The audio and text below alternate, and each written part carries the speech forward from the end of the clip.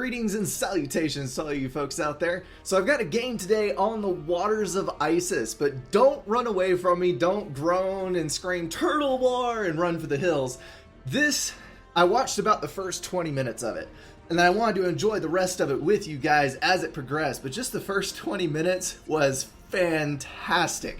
So let's go ahead and stick through this, see where this game's take us, and I guarantee you it's going to be a great time.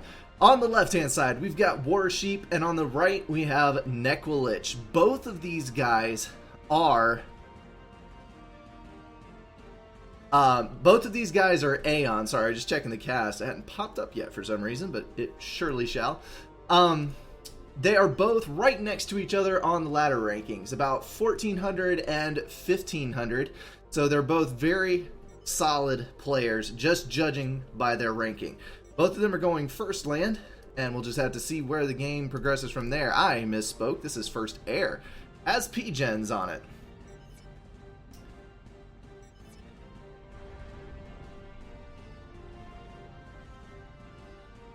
We are having some kind of issue here.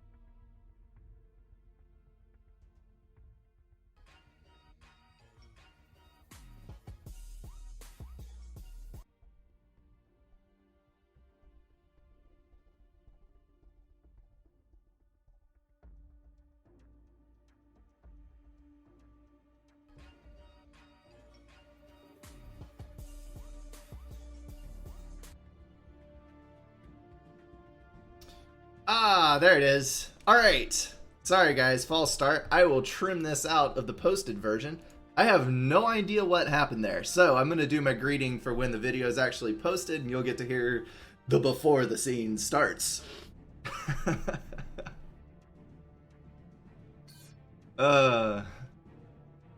Greetings and salutations to all you folks out there. Got a game for you today on the waters of Isis. Now please do not tear out your hair, run away screaming, "It's a turtle map!" because I swear this game has not the slightest trace of turtle anywhere to be found. I've watched about the first 20 minutes of it, stopped there, wanted to enjoy the rest of it with you guys and experience it as something new, but we're going to go ahead and jump into this. The two guys playing are Warsheep on the left and Nekwalich on the right. Red and blue, this is a ladder match. 1538 versus 1422. Both extremely competent players, and hopefully these guys will have solid build orders that we can watch and learn from. Both of them are Aeon. We've got a first land opening on the left. Going land, P-Gen, mechs, lots of P-Gens. As you can see, there is ludicrous amounts of reclaim on this map. On the right-hand side, though, we have a air build. This is going to be two T1 P-Gens, then air. So we've got some very early air unit. Probably a bomber. But I haven't seen triple P-Gen for bomber. Maybe a transport? We got engineer first. Let's see here. Yes, transport. Okay, so we're going to see extremely early drops. And I'm going to bump up the speed one tick here just so we can sail through this without any issues. As some of you, actually as most of you already know, I have a very busy couple of weeks ahead of me because I'm pushing right up on my marriage date. So I probably won't be able to stay on as long as I normally do with this cast because I've just got a lot of crap to do. But I will stick around as long as I can. We've got engineers coming out all over the place for Warsheep. He is expanding as fast as he possibly can. One thing about having this much mass, you can pretty much upgrade whatever you want to upgrade. You can go for early tech, you can go for tons of T2 mass extractors, you can drop an early T2 naval factory. There's thousands of mass worth of reclaim in both of these sides here, and if you can pick it all up effectively, you can pretty much do whatever you want to do. Just gotta spam those manual reclaim orders, make sure that you place a move order and then reclaim around the move order so that your engineers aren't traveling from rock to rock. We've got a single engineer here. I guess 1 is enough. I would usually prefer to drop 2 or 3 just so you can get the buildings up faster. But if you're going for speed, he's going to take the first engineer that came out, and he's going to drop right here in this back corner, I'm assuming to lay down land factories and start up a spam in order to claim this other expansion. Now, blue is doing nothing of the sort. On this map, you have to move across. You either have to get Navy into the bay, or you have to do drops like red is doing. Otherwise, it will turn into a turtle war. But as we got it here, this is definitely going to have some form of land engagement. Blue has no idea what's going on, so he has his land factory dropped here, then casually moving around the map to grab these 4 mexes and then a manual reclaim order and sending down some more engineers. There's the air scout. Maybe he will discover it before it is too late. Nekwalich laying down P-gens, probably another air factory. That looks like a configuration to fit around that. And yeah. Alright, now we wait. So many P-gens. So many P-gens. Warsheep, by the time you build that many, I think it could have easily moved to a T2 factory and built some T2 P-gens, because T1s are not nearly as efficient as T2 mass cost wise for the power output that they have. And you know, inevitably on a map like this, you're going to have T2. It's just a matter of time. I would bump that build order up. Got naval factories going down. Warsheep going to lay down 4 of them. Not sure what the usefulness is on that. Aeon T1 is not the greatest on the face of planet Earth. On a map like this, I would almost prefer going T2 and hover spam, because Aeon hover spam is awesome.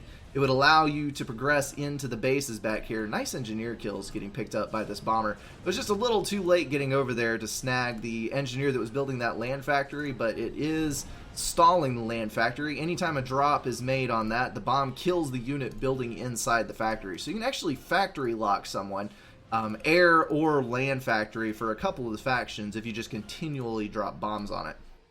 But Aeon T1, they do not have the best frigate in the world. It costs way too much for what you get out of it, and it also does not have any anti-air built in. So you have to build anti-air as a separate unit, which kind of gimps the T1 for Aeon, especially at this phase. But since it's Aeon versus Aeon, doesn't make a whole lot of difference. It's just the method of execution. So we've got tanks, scouts, and no anti-air yet, but none is needed. That's going to easily wipe out this expansion. Nothing really to do. Warsheep, how did you get there? Well, you didn't fly your scout far enough south. That is your problem. Warsheep going to bring his ACU out of the water, try to put a stop to these tanks. Red is comfortably expanding over here, although in my personal opinion, not quite fast enough. Need to grab those mass extractors as soon as you possibly can. He's actually behind Warsheep in mass output, because Warsheep has dropped a couple of T2 upgrades on his mass extractors, even though Warsheep does not have anything on this other expansion. So we've got a 4th land factory going down, point defense going up to stop any incursion of tanks or potentially even chase away an ACU. That is going to be the T2 upgrade, I believe. Aeon gun upgrades are kind of funny, but if I have my cost straight, I think that is the T2 upgrade. I honestly would have gone for the range upgrade, I think, the gun upgrade, because that would have made it a whole lot easier to lay waste to the build production in the southern corner, because you need to get rid of the factories ASAP. Factories are the real problem, not chasing around the units that have already been built. Got to cut off the supply. We got a drop of Auroras on the north side, going to nail that radar and move through these mass extractors, start biting a chunk out of Warsheep's eco. Nekwalich has finally come ahead. He's 6 up right now, partially thanks to the 2 mass extractors that just went down. And I think we're going to have a naval denial. Should be reclaiming T1 NGs with these engineers, or T1 subs, my bad. That is one viable option. Alternately, save up about a dozen or so engineers, move to the edge here, and just throw down a torpedo defense with all of your eco behind it. That is a very viable option for knocking out a small number of T1 subs. Not that hard to do. Aurora's still on the top corner here, going to drop 2 T2 mass extractors, building point defense way too far back. And it looks like blue... No, red has air control. There's a sizable number of interceptors over there. Alright, so Factory is down. ACU has been forced back into the water on the same numbers for that upgrade, so I'm thinking he stopped his upgrade and moved back. Shame he didn't get to finish it. That was a bad turn. Aurora's moving in. These Auroras are going to easily be able to kill these off because blue has radar and red doesn't. So the Auroras can still attack from technically out of range of the other units, even though it's vision radius, not attack radius. And factories are down, engineers are down, torp launcher's not going to work, and that is a naval denial, I think. 3 factories up over here. All right. So right now, things do not look good for blue at all. We got triple the eco for Nekwalich because he has triple the bases. And we got a couple of things missing up here in Warsheeps. I really think he's hurting for not taking that T2 upgrade. T2 units would have helped him out tremendously in this situation, and I think T2 would have been more effective over here as well, like I was saying, where he could just run his tanks in and take care of all of this eco. Now he just has a bunch of harmless subs. Nothing they can do, nothing they can hurt, just swimming around in the water. Kind of a waste of mass, but not really. It is pulling naval denial. Red pulling in to kill off all these air units and dropping another round of Auroras, this time with a land scout, so they will be dancing the little Aurora dance. That's what happens when you spam move orders. Every time you place a move order, the Aurora twitches. Best just to place a move order and not place any more unless you're intentionally trying to dodge incoming fire. Warsheep did get to T2. He's going to start an Oblivion, decide against it, throw down a T1, and start as T2. But right here, we've got a transition to T2. It looks like we have, yes, HQ in the home base, support factories on the far side, and that is going to be for mobile missile launchers, the Evensong. And that is going to put a harsh halt to any expansion by this ACU in this direction. And these tanks are still alive, my goodness. Alright, finally down. And no air left on the map, apparently. All of those interceptors have bit the dust. Nekwalich gonna kill this frigate one-on-one, trying to clear out his bay, but I don't think he's gonna have a whole lot of luck at this point. Because there's enough T1 subs here, unless he gets a torp bomber in, or if he has a T2 ACU and starts building T1 torpedo launchers, I think he can throw up launchers faster than the subs can damage them. Especially if he has some engineers to assist him. Hover Engies, amazing when you have a bunch of T1 subs nearby you, because your engineers won't die to the subs unless they surface for the deck guns, and then that's a whole nother host of problems for the player with the subs. Got a T2 naval move. That's going to get a destroyer in the water, and that is going to be a tremendous tool for blue. That means he can sit in the bay and attack all these things. He's going to be able to do some damage to the eco and hopefully do... he's going to go for the other side. I was about to say maybe it'll help him break this, but he is going to push the destroyer to the other side. Pinky Brain. My network is part of a music group that provides background music, ambient music, that kind of stuff. So as long as I'm part of the network, I'm free to use music for my stuffs. Alright, hover tanks on the move. This is what I was hoping blue would do. Now red has taken that opportunity from him. He's going to come right up on this fire base. T1 point defense is going to do a lot of damage. The blazes just do not have enough damage to do anything to that T1 point defense, but the Oblivion's going to go down, the shield is down, and the ACU's back in the water. So at least for now, that's a bit of problem solved. The Evensong's going to take out the point defense, and blue is once again out of luck on this expansion. Got one mass extractor down over here. This destroyer is going to plug away at this base. One engineer dead. That is a sad overkill for that destroyer. Needs to be aiming at more valuable targets. That's the one thing that sucks about Aeon T2 Navy. They have so much damage, but all it takes is one misfired or misplaced shot, and you lose a huge percentage of the damage your unit is capable of. It's actually kind of sad. Alright. Raptor, I have not done a Hearthstone video in quite a while.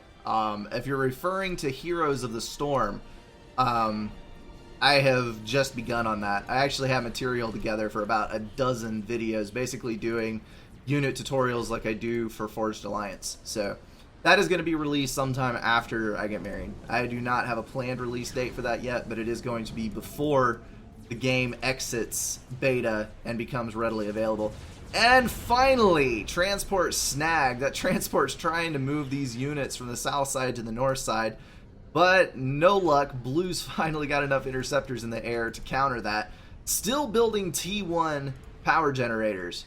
And Warsheep is still far, far behind on eco. 37 mass income, barely 1,000 power income, whereas Nekwalich is sitting on 2k and 65, counting Reclaim on that. Okay, Nekwalich has 6k, and good job, Blue. Warsheep doubling the Reclaim numbers for Nekwalich, despite the fact that Nekwalich owns 3 full bases and Blue only has 1. Awesome job on the Reclaim for Warsheep. That is the only thing keeping him in the game at the moment. Honestly, I was kind of wondering the first time I came through this bit where he was getting the units from to deny all this, and it is Reclaim. And now we see a TAC launcher. Those dreaded missile trails coming into your base, depriving you of your mass extractors, those precious things that feed you the mass you need to survive, and that is just devastating. Warsheep already so far behind on eco, and he's going to take all of these extra hits. He does have a T2 air factory online. A transport is, yes, this is a comm drop. Apparently he has decided that his base is too dangerous. Where's, ooh, buddy, don't do that. There is a large group of interceptors here, and he's threading the needle with his commander, placing move orders back and forth. Where's he going to go in at? Trying to get around these interceptors.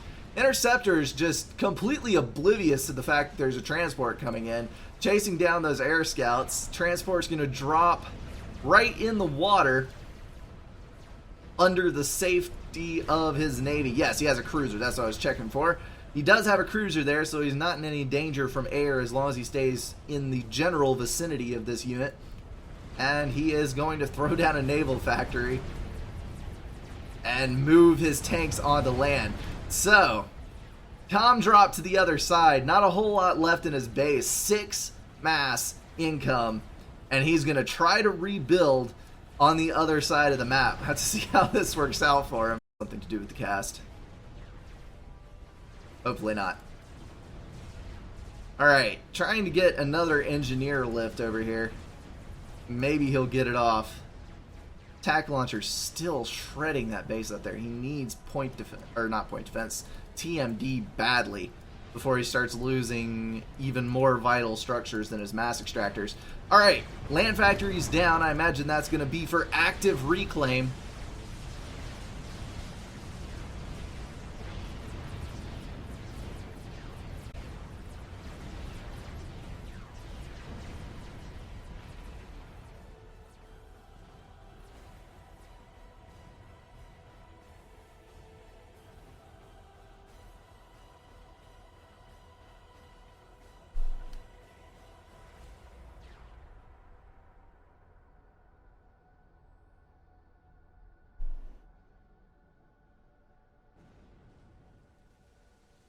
Well, that's a pain. Alright. So, not a whole lot has happened since that froze up. And this is... we've got 3 land factories down over here for active Reclaim and tank production, and Blue is moving into this base. Nekwalich is in the back. He's throwing down point defense, and that's... desperate last measure. Blue has cut off his avenue of escape to the water. Could end badly. And we have a T2 transport built over here from a T2 air factory on the other side. This transport is moving in. Red has air control. I imagine this is going to snag his ACU, probably put it either to the south side or on this side. whole load of tanks coming in for blue. Setting up Oblivion turrets to siege this area. And the ACU, is it going to be a clean getaway? We got tanks coming in. Actually, that could end badly if an Oblivion turret connected with the transport. And it's off to the other side of the map. Really now? Really? A base swap on ISIS? Where'd it go? Oh, there he is. Alright. Left has become right, and right has become left. That is great. Alright, filling in the mass extractor positions, red has been thoroughly eradicated from the northern portion of the right side. And there's a whole bunch of T2 build power on this side. It's going to be a little bit hard to kill, but there are destroyers on this side. T2 artillery coming up. There's the Auroras dropping in. That is going to be perfect because there is no T2 point defense and there's no combat units on this side. So these are... Oh, miasma to the face. Nope, that was an Oblivion. There it is. There is a T2 turret. I lied. I lied terribly. We've got blazes moving northward with T2 gunships on the move. Blue was just barely getting a handle back on his base, filling his mass extractors back in, and now he is going to get run over by T2 land. Not looking pretty at all. So we've got blue running over red over here, and red running over blue on the left side. This is going to be a complete and total base swap from the original starting positions. We're at 26 minutes here, and we're pushing back towards square one. 47-33 eco incoming. The only advantage that I see here is that Nekulich has way more build power. Way more build power than blue does. That's going to let him, if he would just freaking reclaim, he's got all of these units up here that are not being reclaimed. So much mass potential just going down the drain. And blue has locked down most of the mass extractor points. And there's a little bit of resistance left down here, but not much. Check back in on the numbers here. We got 7k reclaim for Nekulich and 21k for Warsheep. That is a crying shame. I hate to come down too hard on anybody, but Nekulich, if you're watching this, I think the single biggest reason that you're not doing better than you are is reclaim. The opening was so strong, and you just did not reclaim, did not follow through, and your opponent was able to reclaim his way out of a bad situation. That should not happen. I know it does a lot of times, and sometimes you just forget, but you gotta queue up those reclaim orders. Point defense going down in a valiant effort to maintain this piece of real estate, but there's even songs coming in. They're going to take away those T1 point defense pretty rapidly, and the blazes are just going to run over the rest. So I think we can count this as a loss for blue. And then on the right, last factory going down. Open season for Warsheep on this area. So 49-44, even footing on the mass income, roughly even footing on the power. Maybe Nekulich, yeah, Nekulich is a little bit behind on that. And we've swapped sides. Also some naval factories down here I neglected to look at earlier. Throwing out frigates, there's a T1 sub and a whole bunch of T1 subs over here. Blue's already got his naval production coming back online on the right hand side. Building frigates. Now, frigates versus subs. I know technically subs can't shoot, or frigates can't shoot subs, and subs can shoot frigates, so everybody thinks that subs are better. The problem is the DPS is so much lower on subs, they just take forever to kill frigates unless there is a massive, overwhelming numbers advantage between the frigates and the subs. Or vice versa. I'm talking backwards. I should not do such things. So, realistically speaking, if your opponent rushes 10 frigates at you and you build 2 or 3 T1 subs, by the time your T1 subs kill off the frigates, all your build power and factories are going to be dead.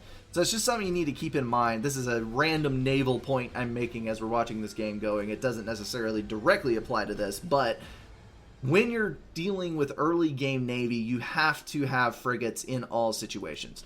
Even if you see him build 1 or 2 T1 subs, I might put a sub or 2 in my queue just to take care of those, but keep on the frigate spam. Don't let up on the frigate spam. Unless you're Aeon, that's your anti-air, that's your mainline damage, and that's your HP to soak damage. So please, please build frigates. Alright, Hover is moving back down towards the bay. Red is established once again, getting a lot of T2 extractors online, but not nearly enough. Blue is pulling back up into the 86 mass income range and burning that mass on T1 anti-air. My goodness. And he still has not capped all of these mass extractors. So, well, Red hasn't either. This is going to be even more income coming to the table. Got T2 power generators going down. Building 3 is a pretty good indicator that you're going to be doing resource allocation upgrades soon. And that is a wise choice, I think. At this point, he has enough of an advantage. I think he could go T3 air without any opposition and just kill Red right off the bat. So that is an option to consider. That TMD, or TML, is still alive. Alright. Torpedo bombers going to finally end the reign of terror of these subs. It's rare that you see subs with this kind of kill count. 3, 2, 1, 4, 2, 2. A lot of kills between those. But T2's back online on the right. We got destroyers, we got cruisers. No big dealio. Blue will be able to deal with whatever's thrown at him for quite some time. And he has the mass to build a counter if he doesn't already have it in his pocket. Got a drop coming in on the bottom side here, which may or may not land. Nope. Just barely in time. Interceptor's going to snag that. Such a swarm of T2 engineers. Finally getting some reclaim. Good, good, good, good. Always need to do that. Got some naval reclaim out here in the middle too. That is worth a significant amount of mass. Definitely need to pick that up. I think, if I'm not totally mistaken, if the two players are the same faction, I think if you build a unit on the same spot that they had a unit, you can actually take the wreck bonus from the other person. I know that works for allies. If I'm not completely mistaken, it also works for enemies. So if you're rebuilding a structure like a T2 mass extractor where you want to get it online really quickly, that's something to keep in mind. You may actually be able to build on top. We'll find out when these guys get over here, whether they reclaim it or rebuild it. Because I don't think there is a reclaim order placed there. Nope. Keep an eye. We will solve our curiosity. Nope, it reclaimed it. I'm wrong. It's only for allies. Alright. T3 is out. Awesome. No resource allocation as of yet for Warsheep. He is just going to go for the T3 PGen solution. And he'll be able to throw out whatever kind of air units he wants to do. Whether that's strap bombers, restorers, whatever. And on the left, just struggling to rebuild. Zipping around with these engineers. Red is now up to 18k reclaim. That is an extremely significant improvement, but Warsheep is very nearly to the 50k mark on reclaim. Just doing a phenomenal job with the reclaim. 136 mass income to 129. That was a reclaim number, I think. It may actually be 129. He has a buttload of T2 mass extractors. Probably was power stalling there. Yes. Nekwalich is right there with Warsheep on mass income and has actually pulled ahead in power. Warsheep throwing his other upgrade down. That is going to give him the power he needs to spam that air. T3 scouts coming out. And the name of the game is ASF. Alright, so we're going defensive posture on the right, and ASF rolling out on the left as well. Getting another upgrade on this ACU. Is that the other RAS? He already has stacked.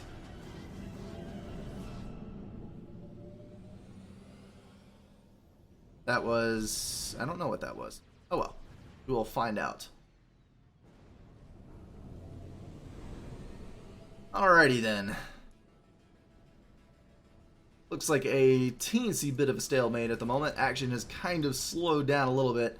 I wanted to show this cast because I have never seen a base swap on this map. I've seen a base swap on some smaller maps like 5Ks. It's relatively common, not super common, but it does happen occasionally. But I've never seen on a 10K map that is completely separated. I've never seen a base swap in this situation before. And it was just something really cool that I wanted to show you guys because it is a rarity. Some things that were done right in this game. The aggressive play from Red.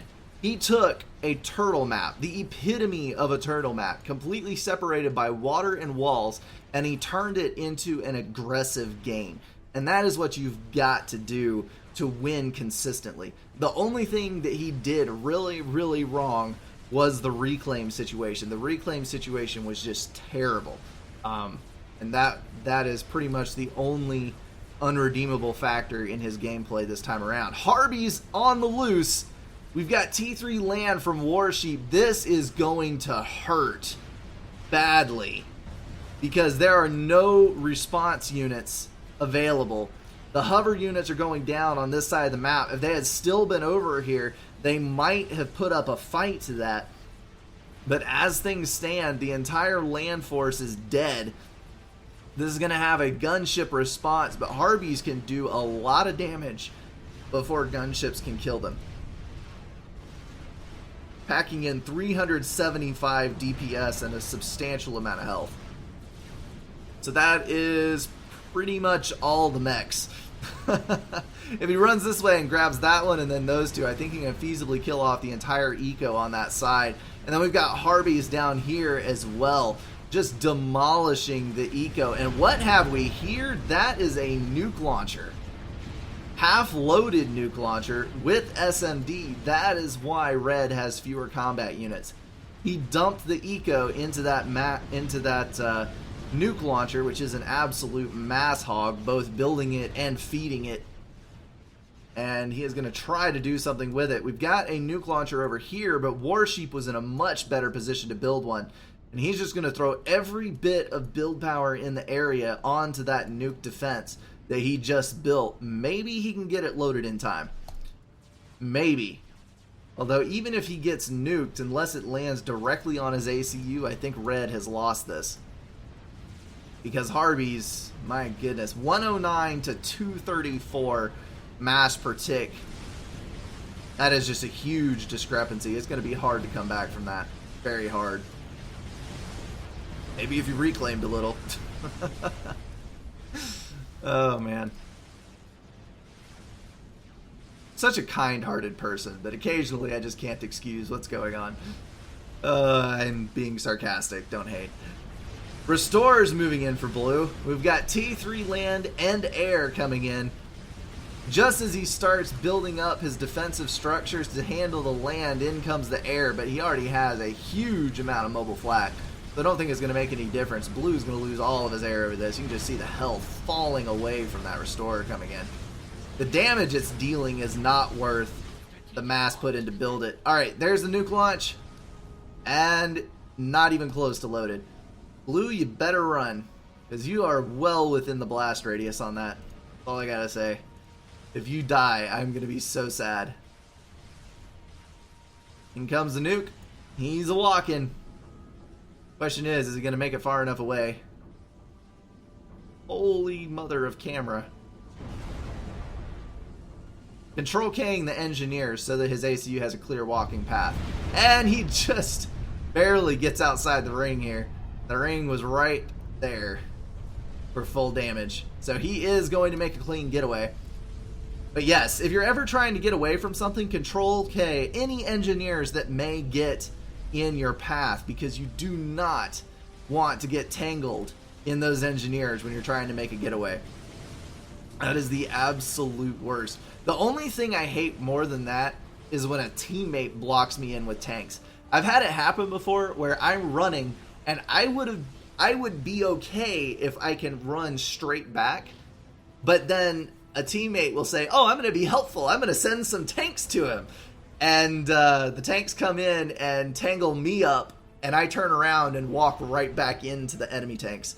And it just makes me want to scream at the top of my lungs and beat my head out on a brick wall.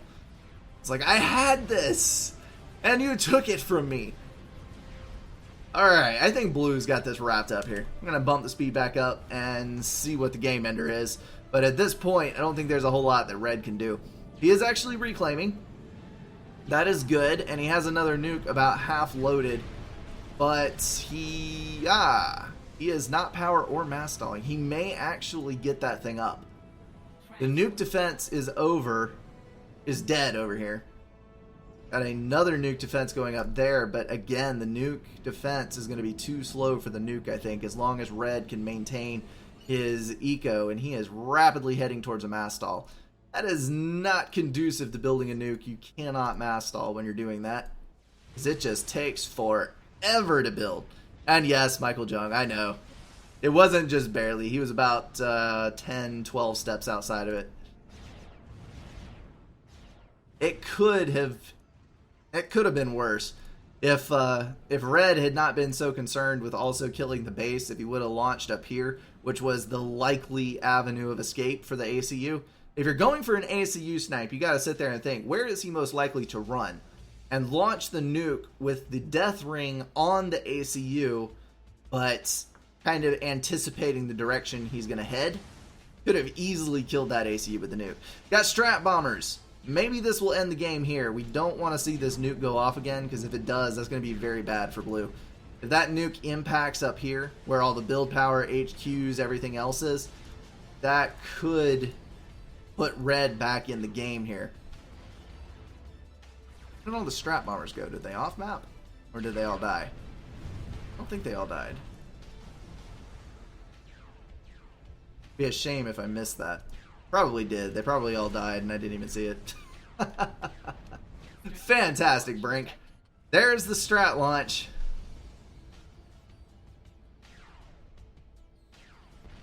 Making a beeline for that northern base.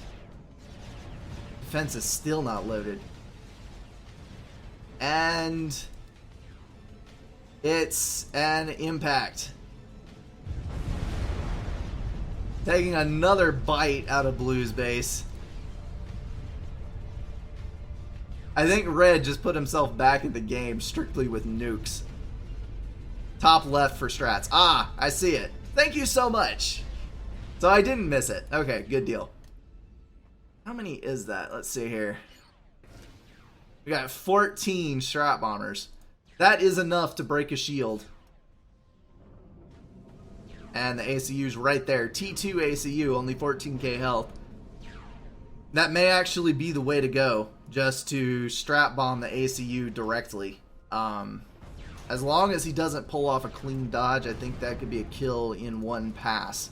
The only problem is he's going to have to lead with a unit or with a bomber, because these two SAMs here are forward of the ACU slightly and could potentially hit the strat bombers before they drop their bombs. That is one thing that needs to be kept in mind here. And flak.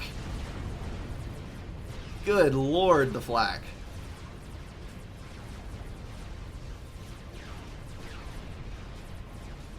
Looks like Red is barely going to have enough Harpies to deny this. He's very careful about his micro.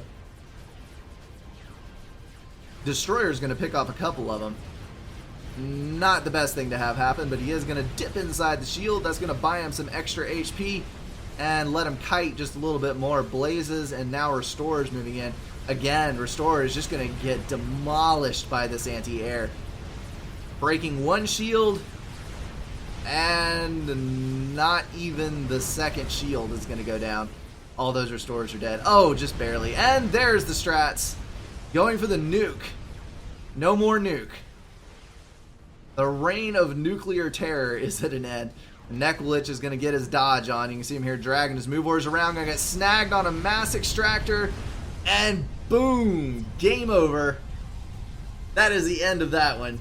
A bit longer game than I anticipated, but Now you have seen a base swap on Waters of Isis. I think that is one of the funniest things I've seen in a long time. I watched this cast. Somebody sent it to me, and they're like, I think it was Neklich that sent it to me.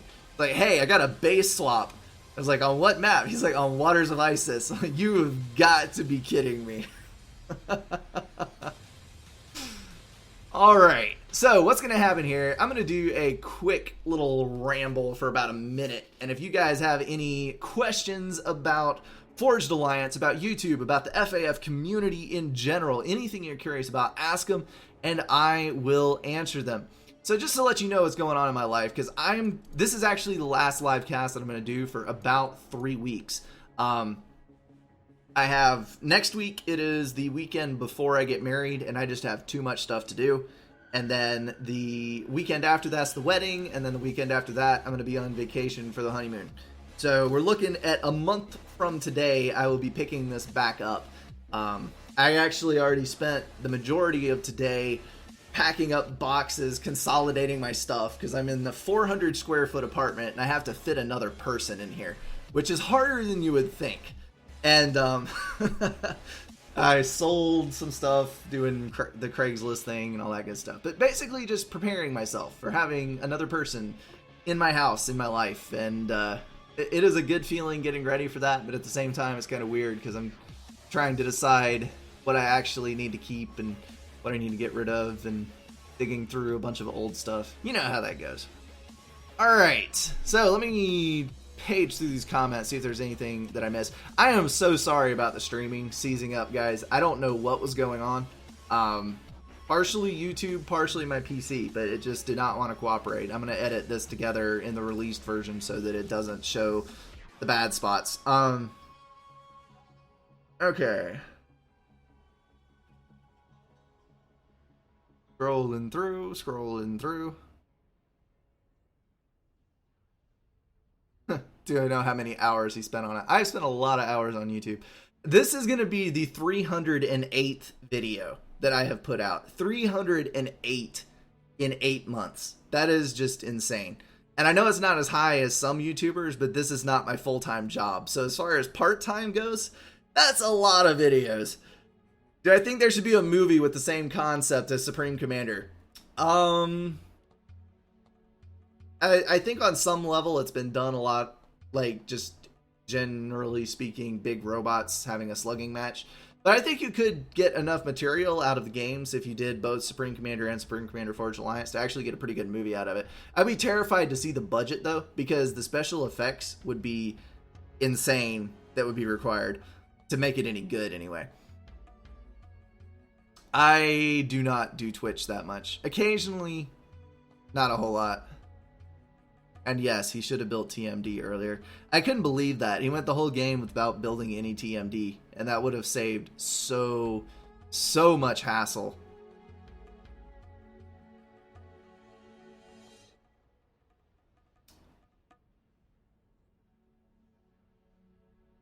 Alright. That wraps up it all. Okay.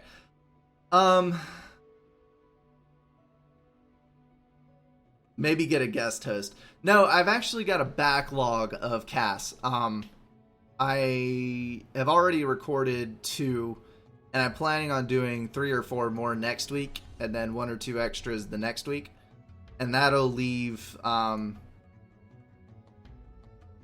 want to have 7 videos, so that way they'll release on my normal schedule over the next 2 weeks, and there won't be any gaps for anybody. And then I can just take a complete and total break. There'll also be a cast for the Tuesday that I come back, and I just won't have to worry about anything. That'll be awesome. I am 23. Sometimes that surprises people that I'm only 23. I don't know why. I don't know. Let's see.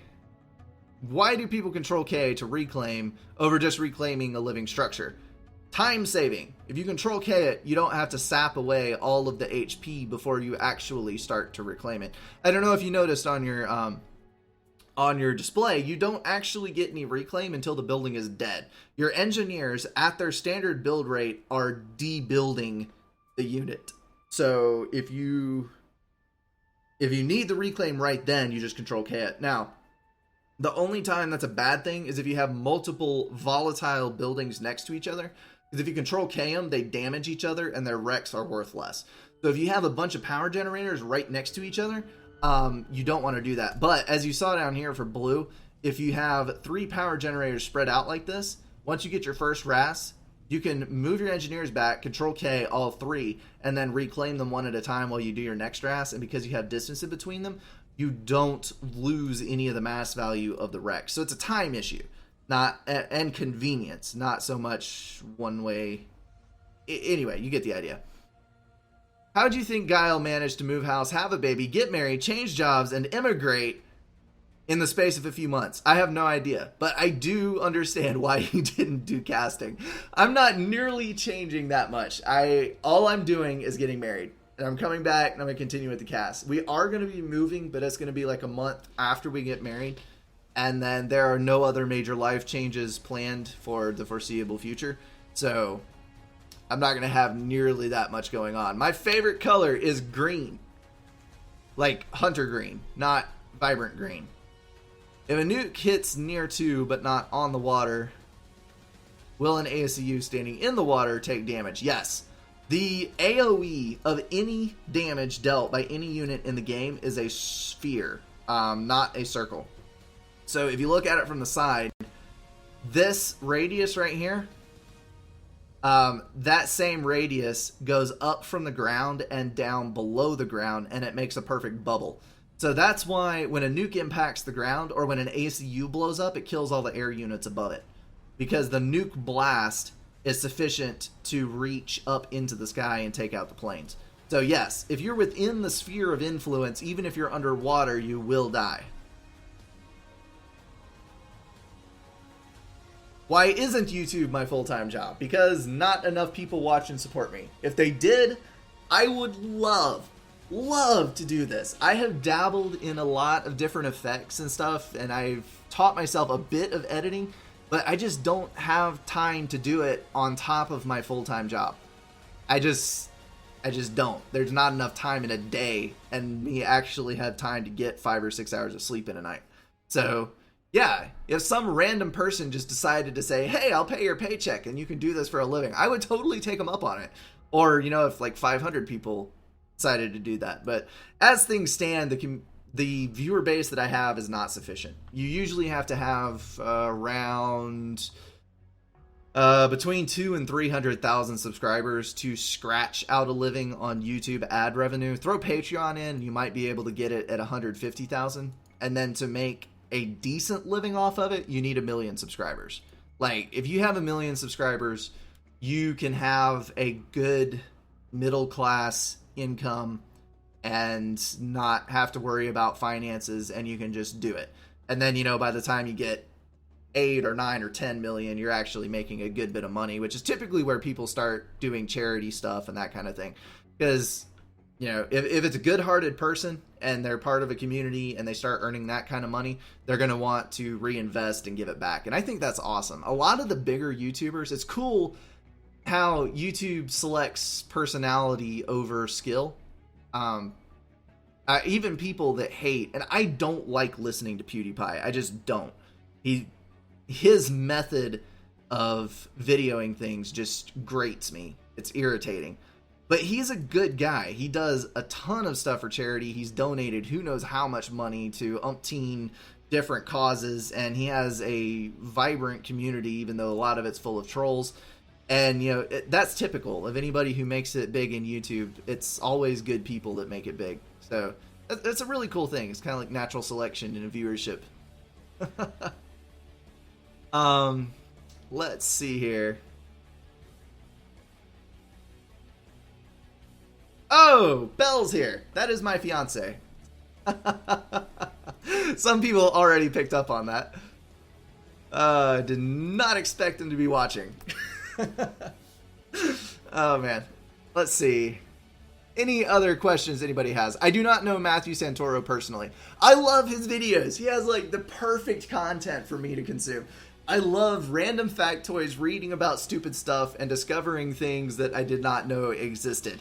And Matthew Santoro, I have watched every single video on his channel, and I watch all of the new ones on the day they come out, because I just sit there and like, that's so cool, and then share it with everybody else. And everybody else probably hates me, but whatever.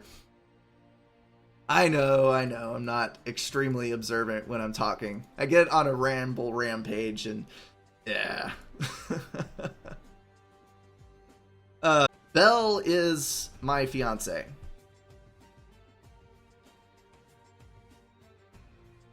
And maybe this will keep going. How would you feel if the popularity of the channel exploded after Ashes of the Singularity comes out and you get more casts up? I would love that. I would love... That is one of the reasons that I'm trying to expand into more games. I'm trying to expand the viewer base. So hopefully I can draw more people in and just... I don't know, expand into new areas. I've been doing Supreme Commander for a little over 3 years now, and I still love to play the game, but I'm running out of content to do with this game. I'm going to keep up my casts. I'm going to keep up the 3 times a week cast schedule. But as far as like tutorial stuff, I've got the naval tutorial coming on Tuesday, and I've got a couple other ones planned, but I pretty much hit all of the basic stuff. So anyway, that is neither here nor there. But I will be doing, when Ashes of the Singularity comes out, I'm going to be doing a huge amount of work with that, and I'm hoping to get in on the ground level right when it launches, so hopefully I can get a lot of people in here watching for that. I am not very good with computer code. I know a small amount of C++, but other than that, not a whole lot.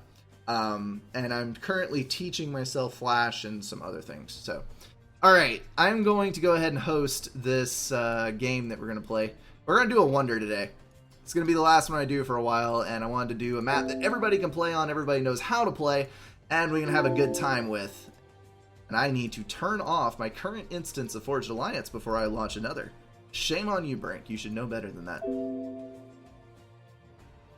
Alright, there we go. How are you preparations for the wedding? Oh. I don't have loads to do that directly relates to the wedding. Kara, my fiance's name is Kara. I think most people know that. But Belle has done a huge amount of work. She's done more than I have as far as wedding preparations ongoing. But what I'm talking about with my stuff to do is strictly prepping the house for her to get here and lining up, you know, health insurance and adding all of her stuff into mine and that kind of stuff. So when we move in together, it's all smoothed out and ready to go. So group formed. I have like 2 or 3 weeks of a lot of activity to do, and she's had like 3 or 4 months of constant stuff to do. Group formed. Group formed. Ashes of the Singularity is about 8 months out, I think, for the beta launch. And then it's probably going to be 2 or 3 more months till the rest comes out. So it's probably going to be a year, maybe a little more. Group disbanded. Anywho. Group disbanded. So much noise. Speed's in here. We're all gonna die. Speed always wins. Group disbanded.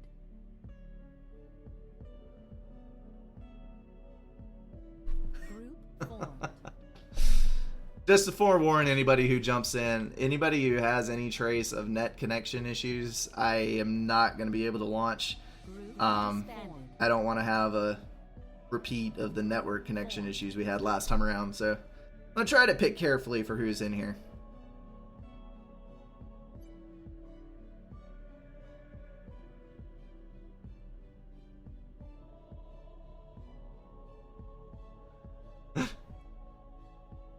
Matthew Sampson. Haven't quite gotten there yet, but I'm kind of assuming.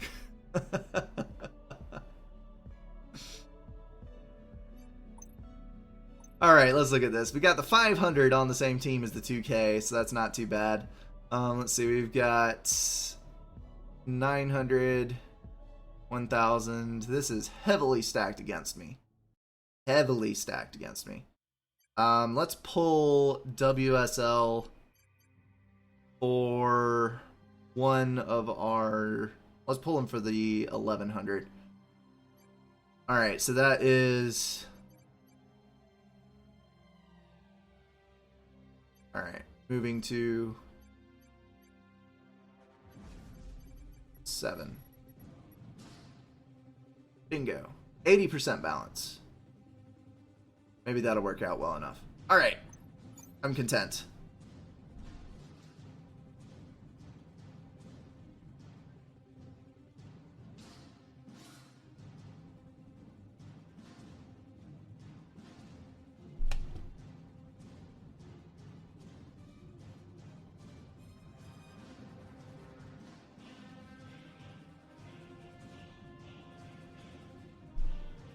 Alright, I'm going to have to restart the stream because I have to change my bitrate. I will be right back.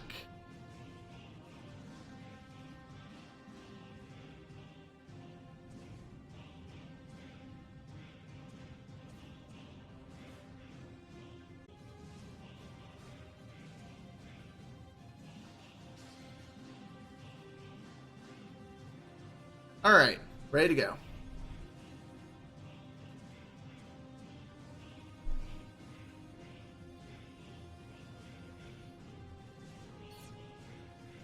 I prefer Google.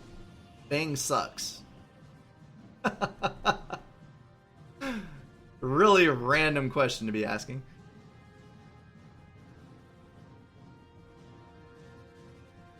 I did, Peanuts. I did ask people not to cheat. Inevitably, somebody is still going to, and we all know that I'm gonna die, but whatever. I'm just hoping to get away without any major connection issues is all I'm hoping for. May not get it, but, you know, you can always hope. Alright, so this time I'm going to be doing a first land, second air build with the Hydro. And what I'm going to do for this is I'm going to grab 2 mass extractors and move to the back here. I'm going to grab a couple of rocks to make up the difference while I'm waiting for my engineer. And first engineer is going to be here to build the Hydro, ACU assisting it. Now I'm going to lay out power grids for multiple air factories while I fill in these 2 mass extractors and then pick up the rest on my expansion. These 3 belong to these players, so I've got these 6 in the back. A substantial amount of mass on Wonder and huge amounts of reclaim. You can see I've got little wrecks here and there, large boulders, things to pick up. Got to utilize your early mass correctly to do well on this. There's also the standard mix of wrecks in the middle. Got Omni and T3 wrecks for most of the front positions. You need to grab those for your team. Otherwise, the other team is going to get them and you're going to be behind. Never, never, never good. So we're going to drop this Hydro and assist ACU. You cannot... you can't assist multiple times between the same 2. So what we're going to do is the ACU is going to suck up the rocks and directly assist the Hydro, and then we're going to lay down our power grid. So that is going to prevent him from... that's going to prevent him from snagging when he tries to assist or tries to continue building power generators and the engineers there. Alright, so we're going to pick up that rock. We're going to snag this wreck. That gives him plenty of time to get it if he's going to get it. And if he doesn't get it, then I'll take it because I always need mass. I'll go to the other side here. Let's do trees a bit to make up for power. Snag and these. And then reclaim.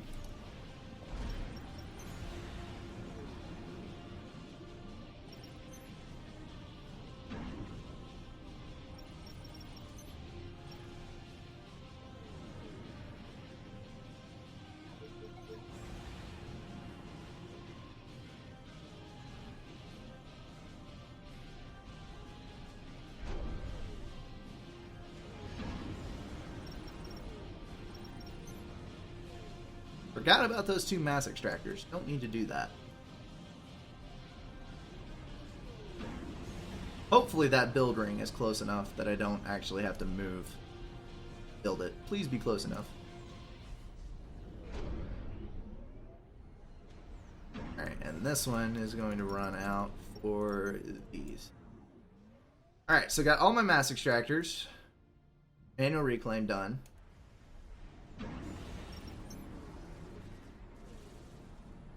I hear a lab somewhere.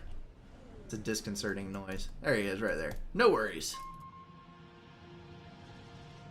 Alright. Decent enough start. I'll go ahead and drop a mass extractor upgrade because my mass is fairly well balanced here. It'll inevitably go downwards, but we're going to go ahead and try to brave it. Better eco later on. Yes. Your alt right click is the red marker which I'm placing, which is an attack move order, and that lets things be reclaimed pretty easily, very efficiently, is the reasoning for that. I'm going to go ahead and throw down some more power generators here.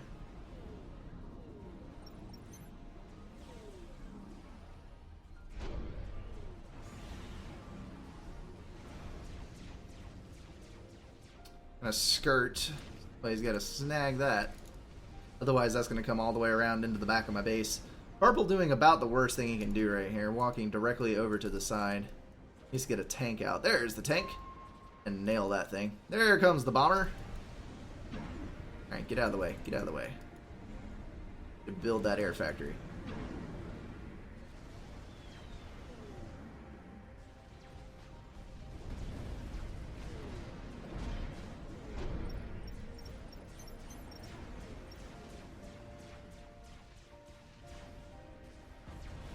All right.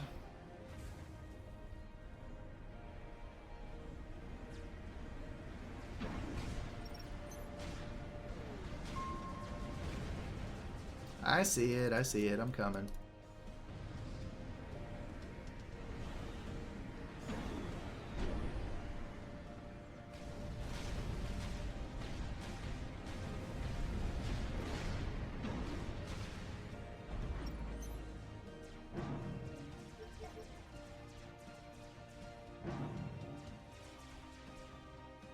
Alright.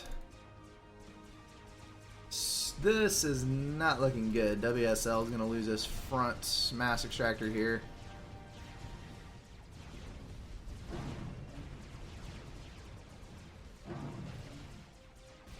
Let's see. Koopa does have a few interceptors, but between mine and these T1 anti-air... Get out, get out, get out! Oh, going to lose one.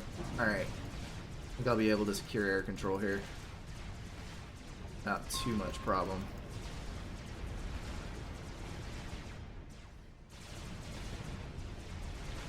And there it is. Alright.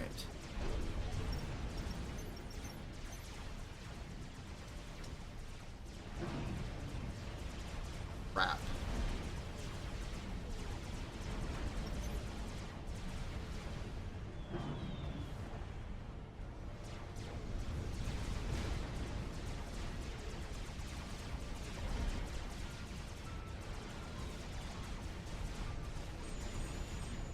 Your ACU is slower than all T1 tanks, so if you are going to intercept tanks with your ACU, you need to walk ahead of the direction that you know that they are going to go in. I think I'll be able to get a triple on this. Should be able to save his mass extractor. Why didn't it? Oh, just barely. All right, there's our kill. And we're good.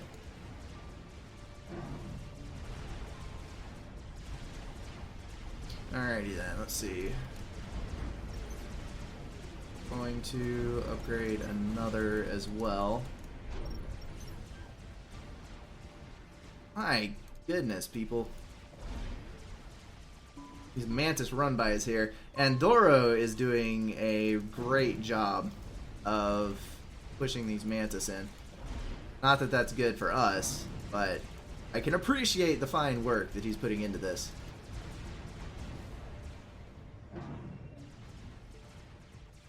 Alright.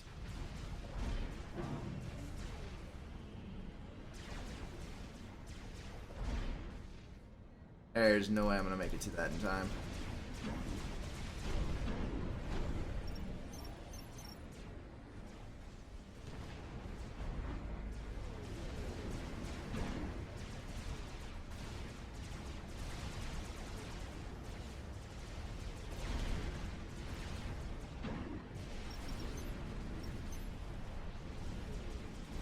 Always rebuild your mechs quickly. That's pretty much the only hope that you got of recovering from something like this.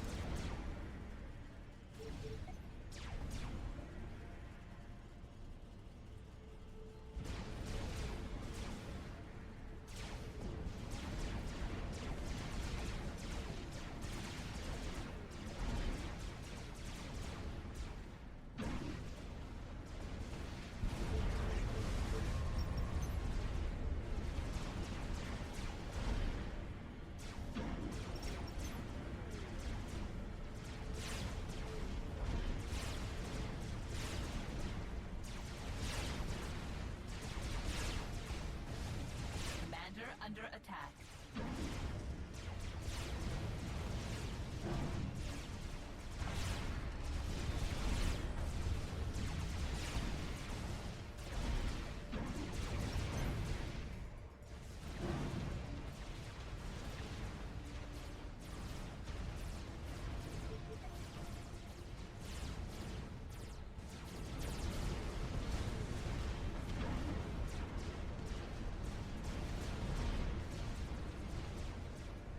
Alright.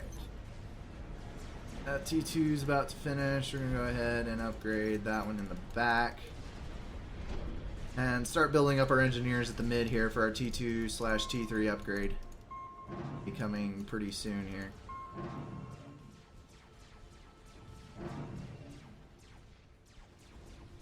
Alright. So, crisis ended. I will not say averted, and we did lose a little bit of map control on that one. Nothing that is completely unrecoverable, but not... that is way more damage than I want to take. The one good thing that we have here is that we've gained a lot of T1 Rex. That is a good thing. And there's some more Mantis. My goodness. Things coming in everywhere. Kill those. Alrighty. Good enough.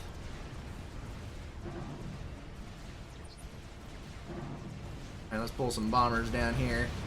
WSL and Nautilus closing in on Andoro. Let's see if there's anything useful I can snipe here. Let me lay these bombers down on that point defense.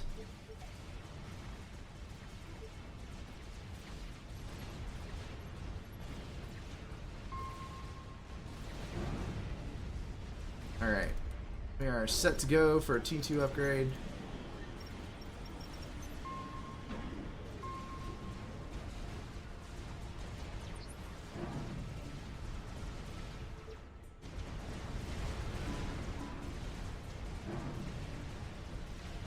That is the inevitable Swiftwind collection that Kappa's going to have. Because Aeon. It's okay though. I have enough interceptors, I think, to actually effectively engage this. Not going to be a problem. He is going to draw back, probably trying to pull me over flak. Pull and maintain. Do not want anyone to get mercied.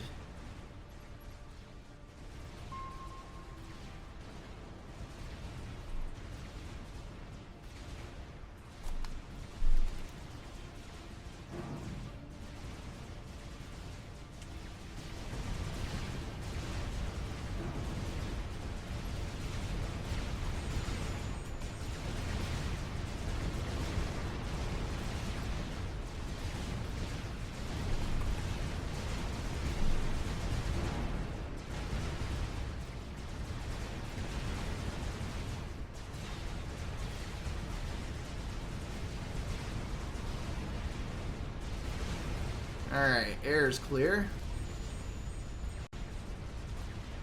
Now all we gotta do is make sure that nobody dies. But they do have T2 land, so I gotta be very mindful here. One single flak and I'll lose my entire air force.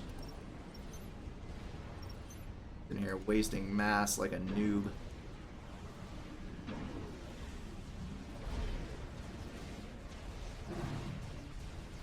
What can I do? Let's see, you got T1 there, T1 there. Now we're going to be using all of our mass. Go ahead and throw storage on the back, and we're good. Relatively balanced eco again. By the time we power stall, we'll have a T2 gen up, so should not be an issue. Don't die to mercies, please.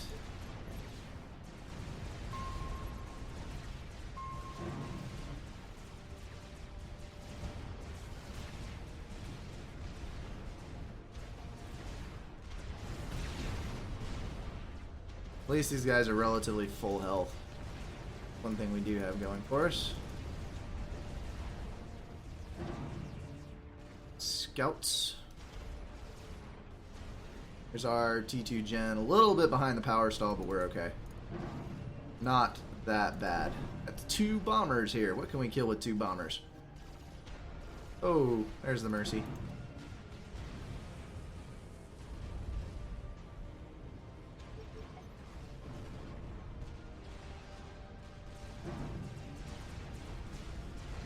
Let's kill some power. No. Yeah, let's kill some power. Alright.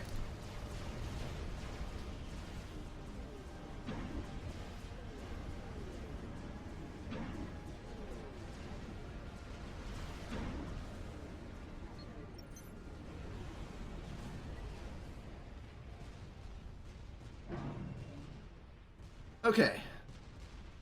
Relatively leveled out. We're good. We're good. I need to come up with a solution to speed, because speed is going to kill us all if we don't kill him first. That is the bad thing about this. So, once this finishes, we will go for Ras and A-Ras, and then immediately T3 air.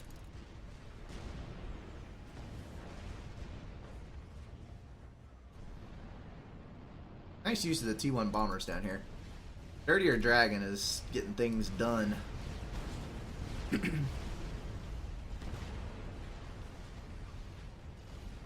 Also like the TAC launcher up here. Goody goody.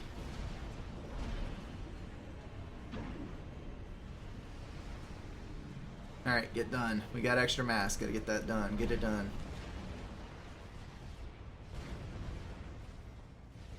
Speed may or may not be getting an upgrade, because a P-Gen was given to him by Kappa.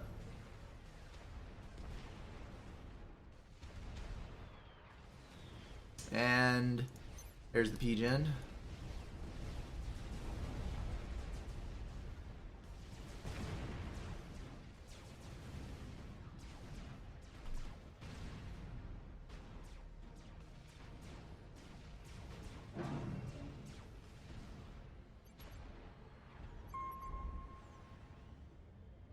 Alright.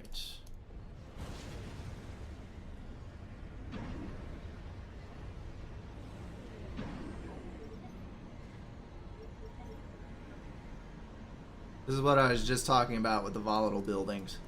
We got power generators in the middle of engineers, and they will all damage each other. So I do not want to control K in this situation. I want to manually reclaim all of them. Want to be rid of them because we need that mass back. But at the same time,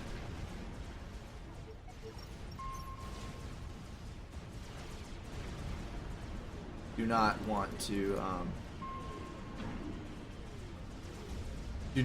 control K them. Alright, got some T1 bombers. We'll go for that. Kill this T2 unit. There's T1 bombers. I'm gonna go take care of those. And scouting request. There we go.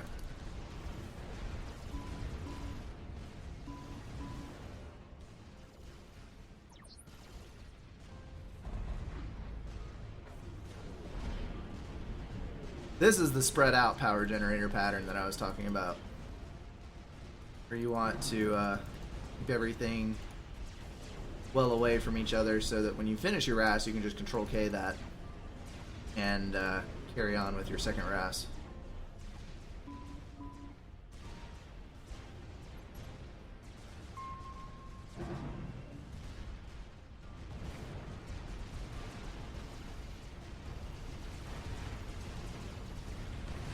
Bad turn, Kappa.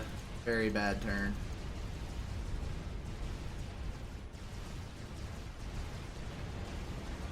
Very bad turn. Holy cow. That was not good at all.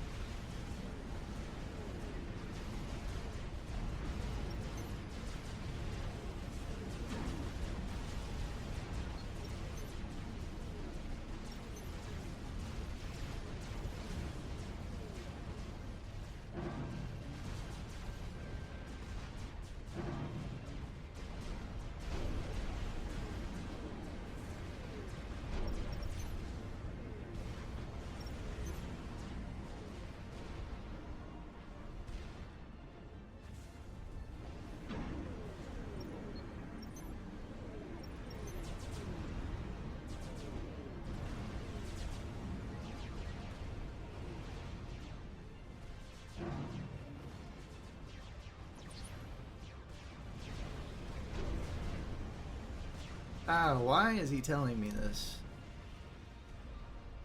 Not done with second rest yet. Finish that. Then we'll focus on other things.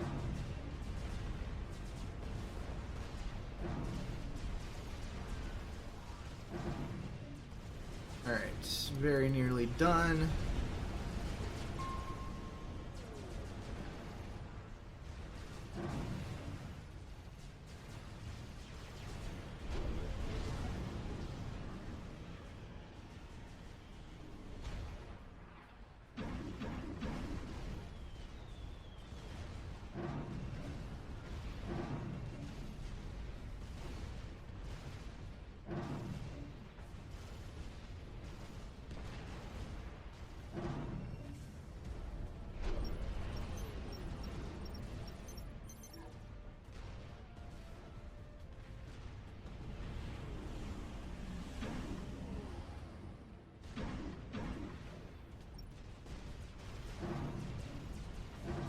A little bit quiet, guys. Sorry, trying to focus.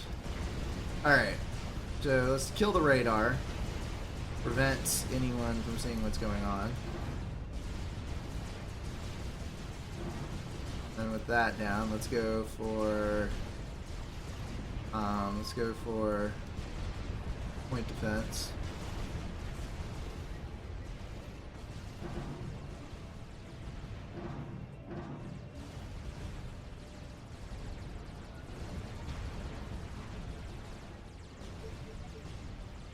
Over half my interceptors are out of fuel.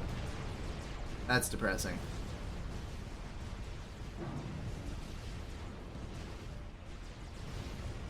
There's the flak. Get out of dodge.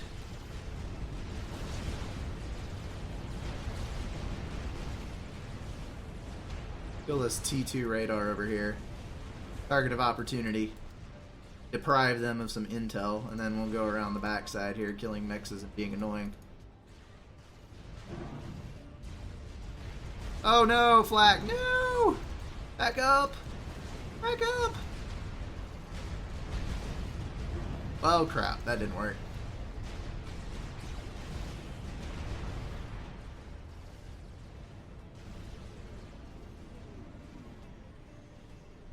Alright, very nearly done with T3. He's already got T3, but I think we're fine. We actually had enough interceptors right there that it killed his first ASF. Don't know why he sent his first ASF directly into the group of air units. Kind of a dumb move, but we'll forgive him for it. And pull back. Everything I have is out of fuel. And there's our T3 scout. Alright, we're good, folks. We got T3 air online. Now we can start the eco in earnest.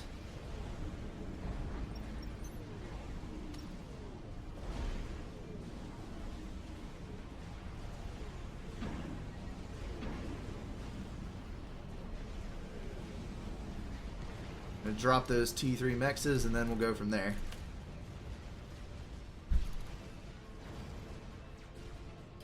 I don't know why they're going after purple, because if you kill purple, then speed just assimilates as base, and that makes speed stronger. You want to keep him on 1 eco as long as you possibly can.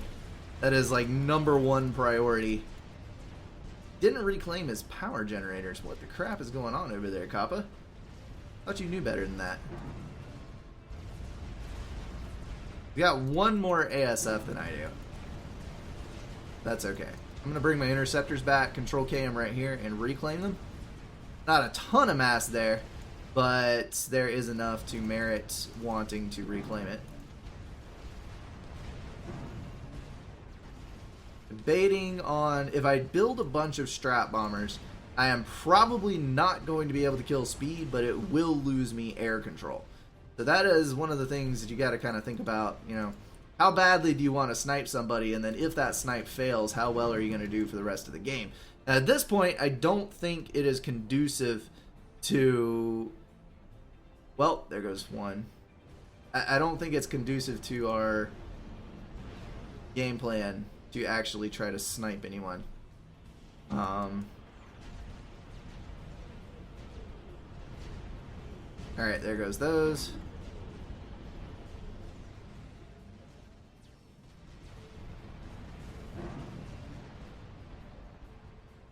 Alright.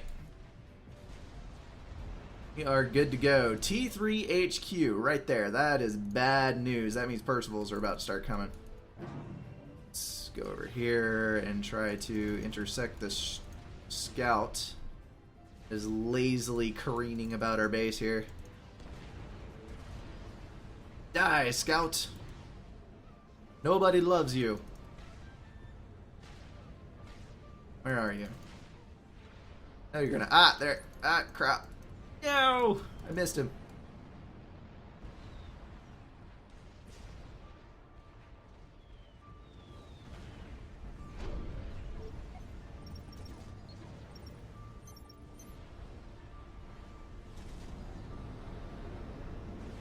Alright.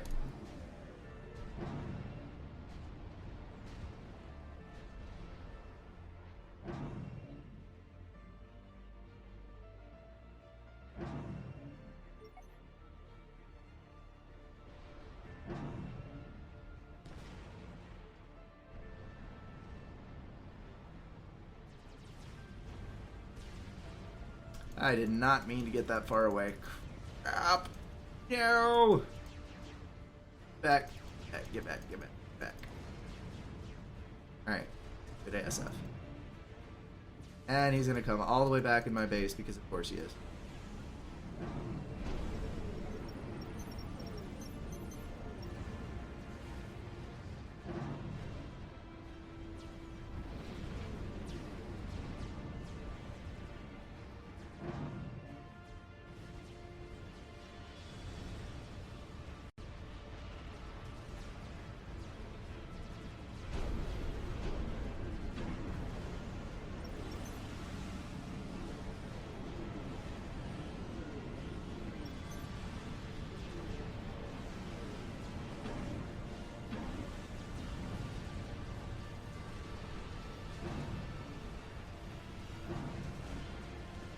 Wow, that actually went better than expected.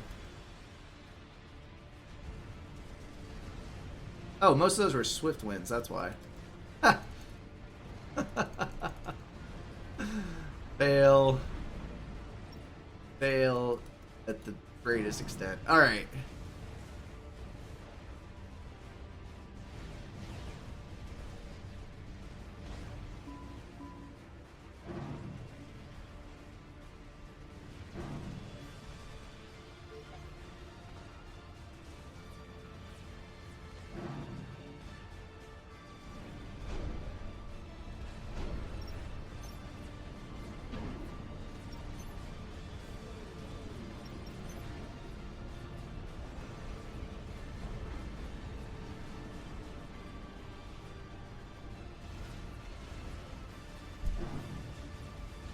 Alright, we gotta start coming up with some kind of endgame solution here.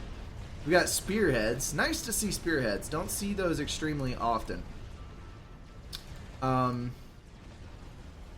Spearhead's over here, mostly T1 and T2 stuff on this side.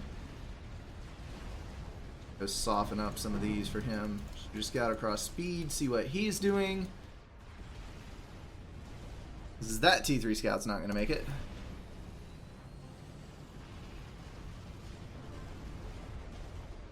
There's the T3 point defense.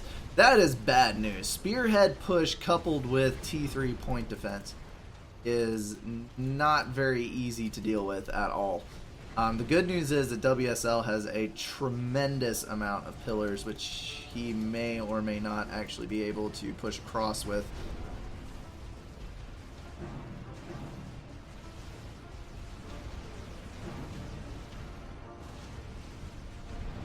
Alright, next up, let's throw down a couple of power storages.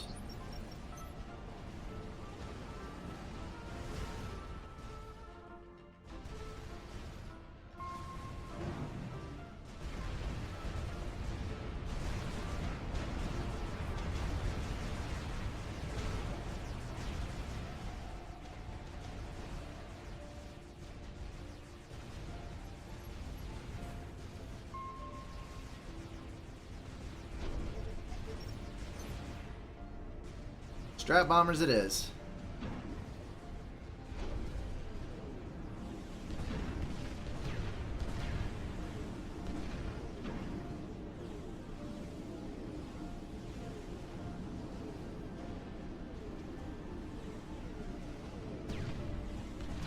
Yeah, I overbuilt power storage, I know.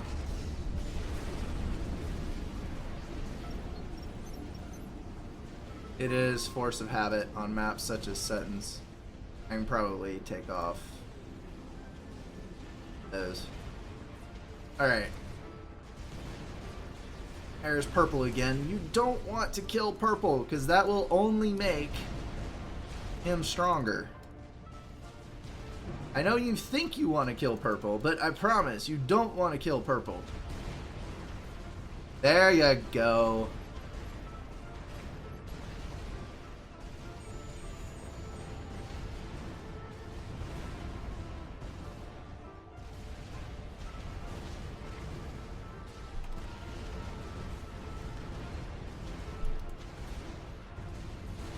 Although he has enough Percivals and all this other crap down here, I don't think that be able to do anything about him.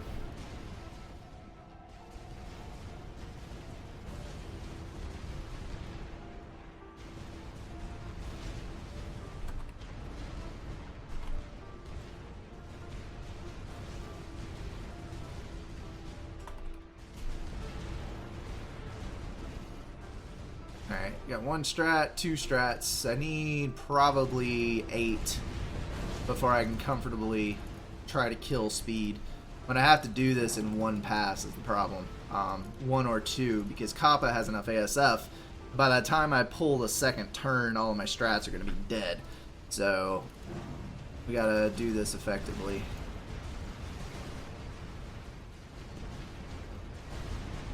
Well, WSL lost his entire tank force. Maybe we'll be able to pull something good out of it.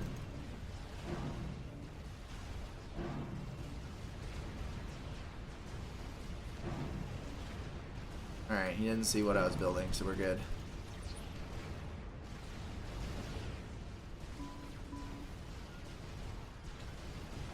Kind of tend to agree with him. T2 is going to be the death of us pretty soon here. T2 just is not as effective.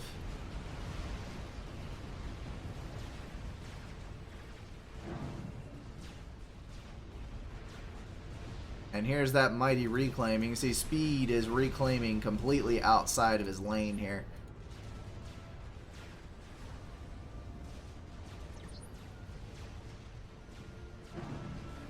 And let the blame placing begin.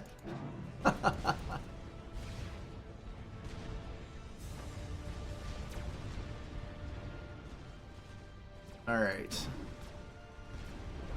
And the fourth T3 Max is now complete. Alright.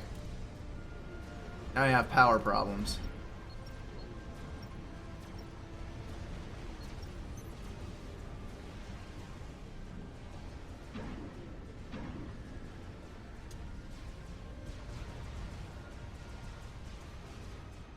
We're gonna go for that P-Gen.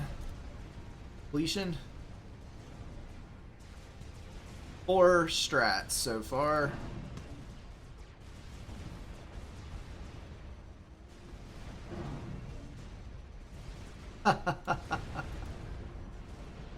It is so sad when people turn on each other.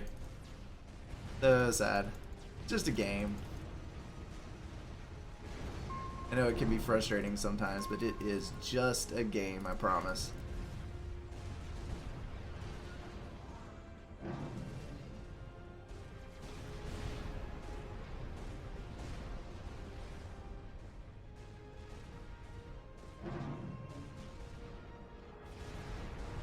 And that is 5 strat bombers. I built 3 more. I'm gonna go for the kill here.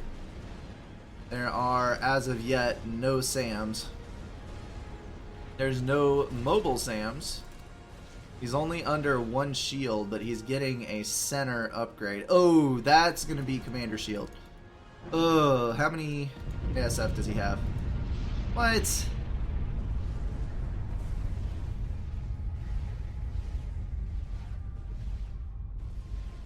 How is he way out front?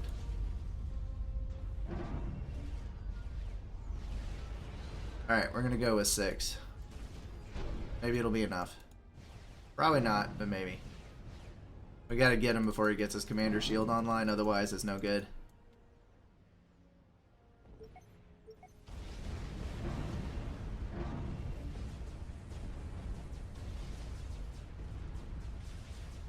Alright.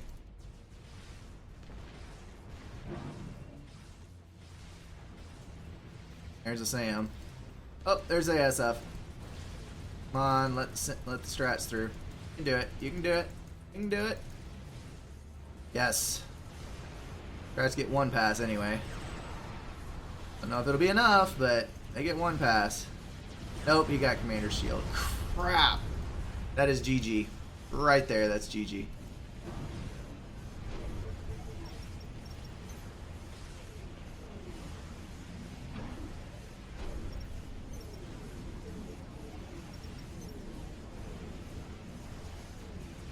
Alright, let's see.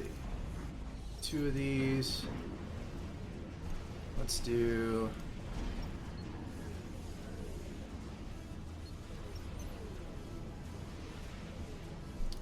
two. I don't have air control is the problem. I could use an Iwasa really well, but if I don't have air control, the thing's just gonna get 1 pass and die.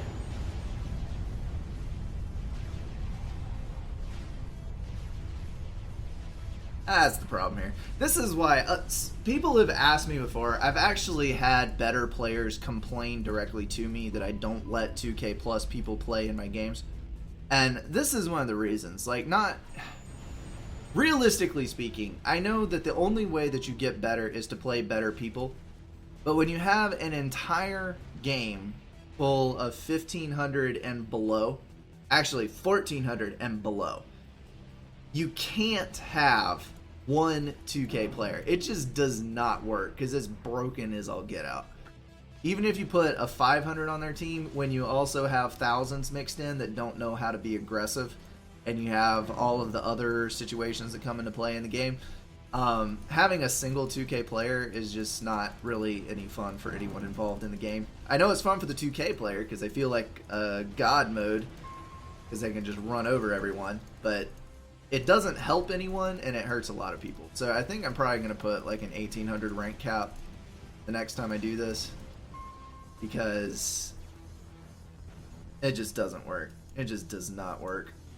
He's already up here with 10 Percivals and a Spearhead. And I've got nothing to stop it. I've got 1 Strat Bomber. I'm behind Kappa on Eco and Air for building all the Strat Bombers. Try to kill him before he got the Commander Shield. And both of my right side players are collapsing. That is GG.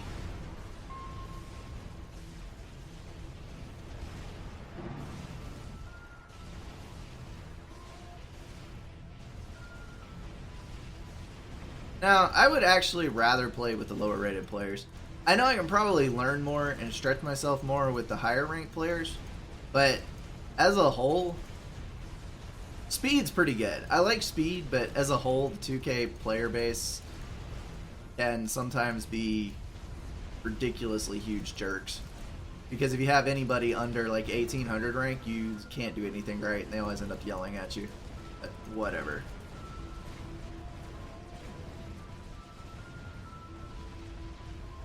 Alright. Micro's not going to work when we got that few. Alright, so here we go. I don't have enough power to get my other gun upgrade. I've got one gun. See if I can overcharge these sons of guns here.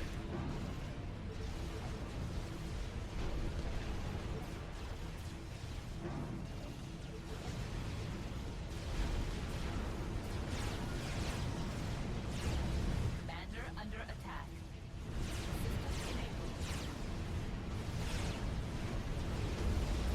Oh, Percival damage is so brutal.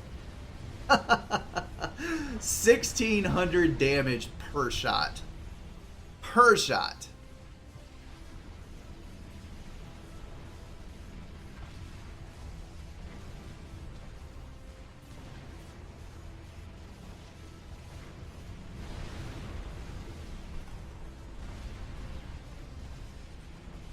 Sometimes it's not even that the 2K player directly influences the field that much.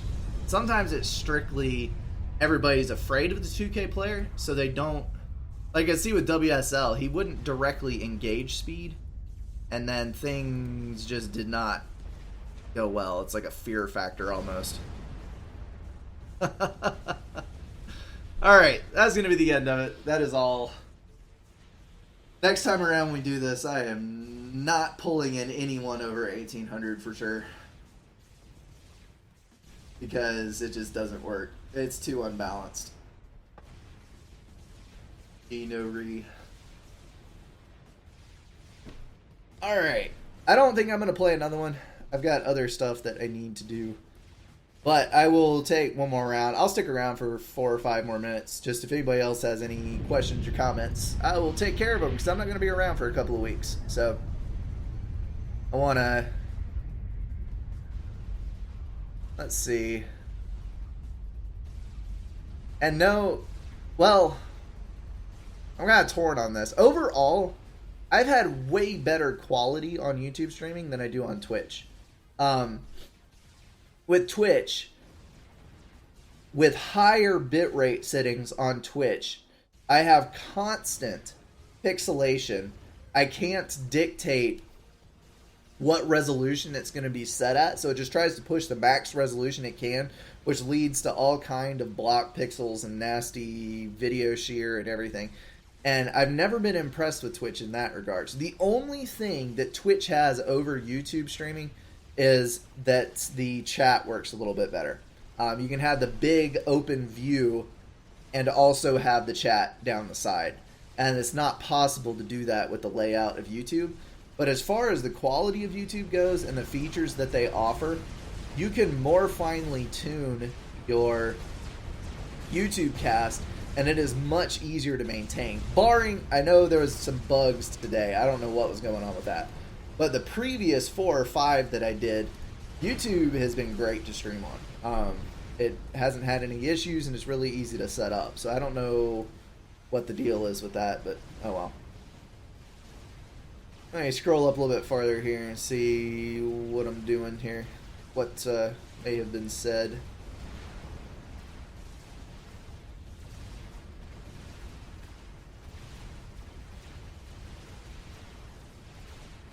I reclaim the Hydro mostly because when I'm packing engineers around factory, again, that's a habit from Settins. I've played Settins too much. I have some bad habits from that.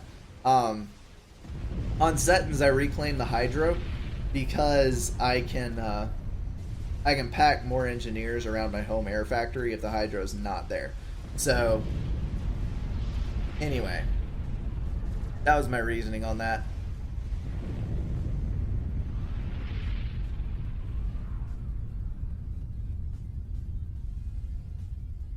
And scrolling back down here.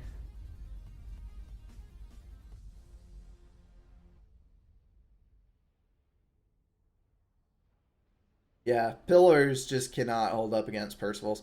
Once Percivals roll onto the field, once you get about 5 Percivals in one spot, T2 is done. There is no reason to have any more T2. Once the pillars come out, because between the range disadvantage and the alpha strike, T2 just dies in droves before Percivals. You can't. Zlo, what I'm streaming right now is 2.5K bitrate.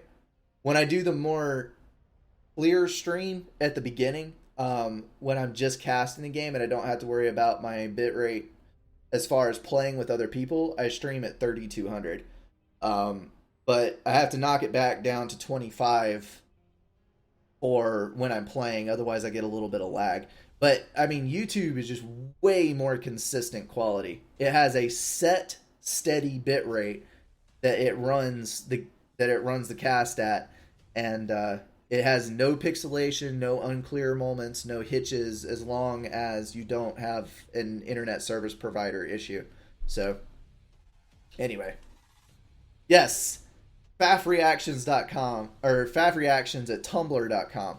That is an amazing page. People have been adding to that. I laughed my butt off the last time I went there. That is some great, great stuff.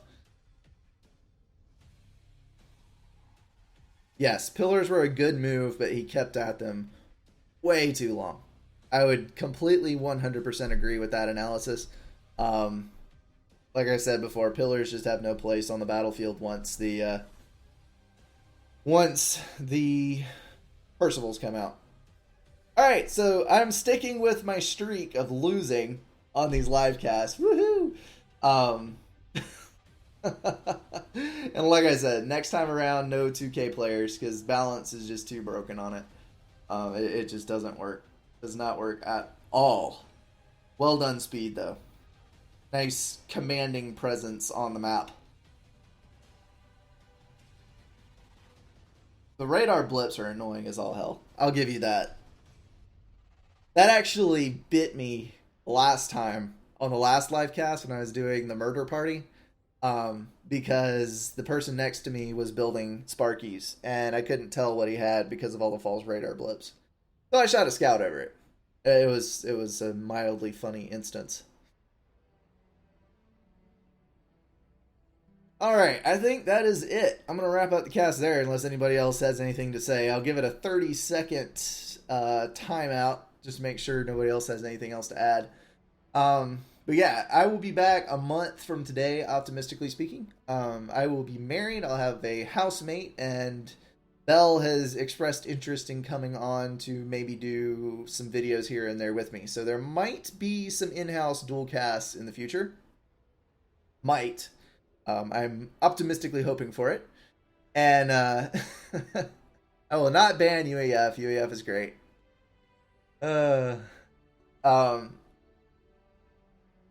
Yeah. Life is about to get really good. Life is good in general. Better than it has been for a long, long time. Got a good job. Good good tight-knit little small group of friends that I can interact with. Got you guys to keep me company on the weekends when I'm in a house all by myself, which I won't be for very much longer due to getting married. Got an awesome fiance, soon to be wife. Life is good. Life is very good, and I hope it is for you guys as well. Hope you can maintain. I won't be talking to any of you for like 2 weeks, so I guess I'll just catch up on news when I get back. Alright, I'm out of here, guys. I will see you in the next cast. Be around for another week and a half or so doing active casts and replying to comments. So I will see you guys over there. Adios.